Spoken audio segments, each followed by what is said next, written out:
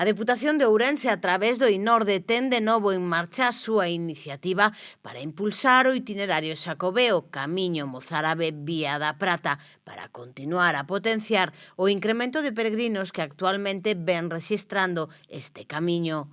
A proposta consistente en trasladar os peregrinos en autobús a cada inicio de etapa con regreso a Ourense ou rematar cada unha delas e co acompañamento dun guía especializado foi posta en marcha o ano pasado co obxectivo de achegar o Camiño Mozárabe dun xeito cómodo, doado e asequible a todas as persoas que desexen acadar a Compostela, aproveitando os días de Semana Santa.